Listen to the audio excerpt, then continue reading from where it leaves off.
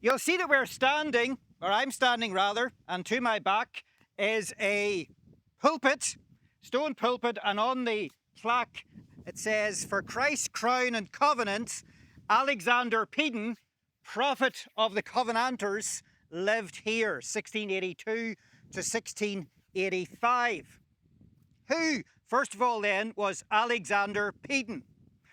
Well, Peden was born in the parish of Sorn in Ayrshire in 1626. Next year will be the 400th anniversary of his birth. He trained for the ministry and he became minister of New Luce in Galloway just in the late 1650s.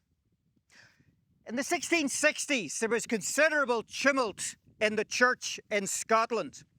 This was a time when the king, Charles II, was attempting to reimpose the rule of bishops on the church and to enhance royal power over the church, the recognition of the king as head of the church.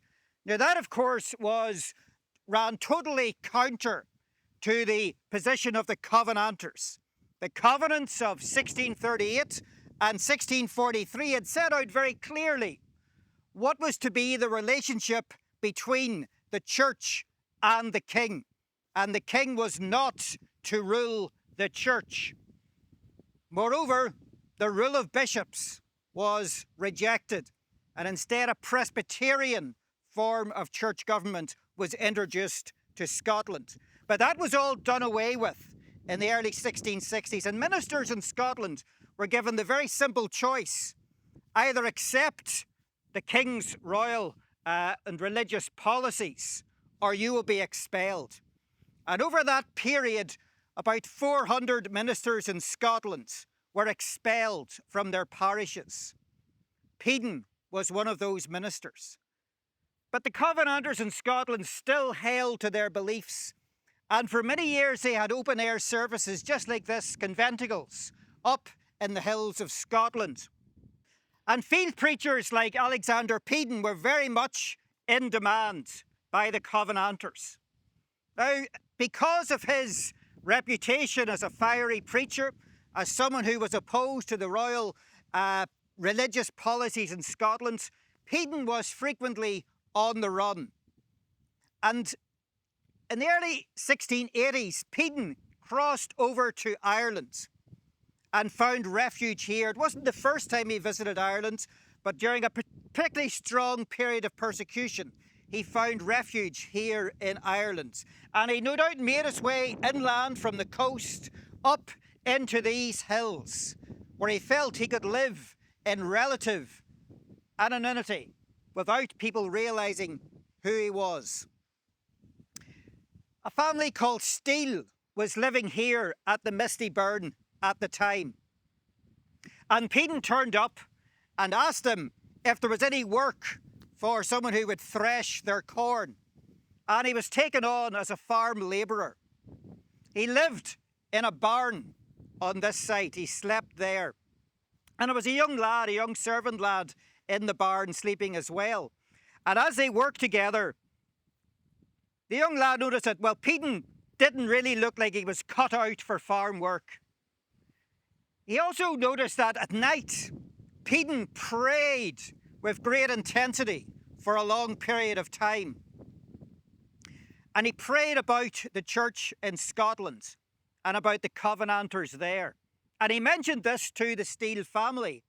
And then they heard Peden pray and they realised there must be something about this man. And they asked him, "Are you a minister?"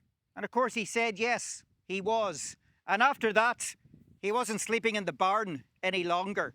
And he wasn't required to work any longer. And he became a valued member of the household here for a number of years. He maybe didn't stay permanently here, but this is somewhere where he would have come to when he needed a bed for the night, when he needed to get away from it.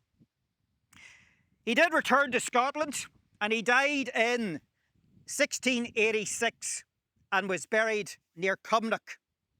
And the soldiers thought that they would actually exhume his body and hang it up in shame on public display. But through intervention of an aristocratic lady. His body was buried. And although it was intended to be buried at the foot of the gallows as a place of shame, as it turned out, the local people came, and over time, the spot where Peden was buried became the community burial place at Cumnock. The answer is, who was Peden? Why Misty Burn? Why are we standing here at this monument?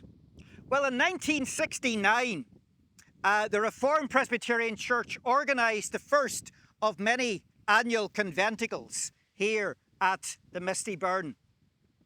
On that first occasion, at the 27th of July, 1969, it said that nearly 1,000 people gathered here for the service. Not all Covenanters, but many people from around about. You see, for generations after Peden's death, after he had lived here, there were still memories passed down of his presence here at Misty Burn. So on that first occasion in 1969, the Professor Adam Lockridge gave an account of Peden's life, and the Reverend Fred Leahy preached the gospel. And such was the success of that occasion. Incidentally, it rained on that first conventicle. But such was the success of that first conventicle, it became an annual event. And there was also a desire to place a permanent memorial here to Alexander Peden. Hence, the monument just behind me. So that was unveiled on the 1st of July, 1972. The annual conventicles continued here until 1995, and from then it has been an event held every 5 years.